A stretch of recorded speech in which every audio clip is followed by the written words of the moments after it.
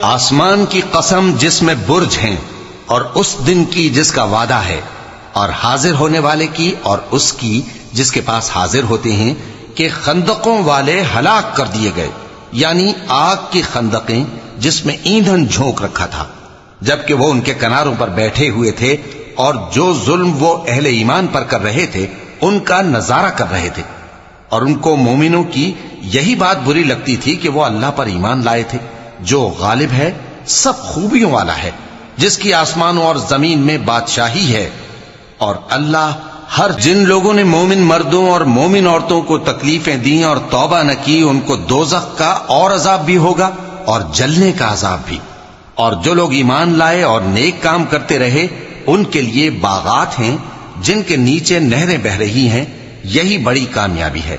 بے شک تمہارے پروردگار کی پکڑ بہت سخت ہے، وہی پہلی دفعہ پیدا کرتا ہے اور وہی دوبارہ زندہ کرے گا، اور وہ بخشنے والا ہے، بہت محبت کرنے والا ہے، عرش کا مالک، بڑی شان والا، جو چاہتا ہے سو کر ڈالتا ہے۔ بھلا تم کو لشکروں کا حال معلوم ہوا ہے، یعنی فرعون اور سمود کا؟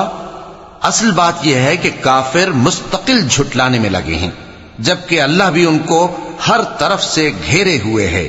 یہ کوئی معمولی کلام نہیں بلکہ یہ قرآن عظیم الشان ہے، لوح محفوظ میں لکھا ہوا۔ آسمان کی اور رات کے وقت آنے والے کی قسم، اور تم کو کیا معلوم کہ رات کے وقت آنے والا کیا ہے؟ وہ تارا ہے چمکنے والا، کہ کوئی شخص ایسا نہیں جس پر کوئی نگہبان نہ ہو۔ تو انسان کو دیکھنا چاہیے کہ وہ کاہے سے پیدا ہوا ہے۔ وہ اچھلتے ہوئے پانی سے پیدا ہوا ہے جو پیٹھ اور سینے کے بیچ میں سے نکلتا ہے۔ بے شک وہ یعنی خالق اس کو دوبارہ پیدا کرنے پر قادر ہے۔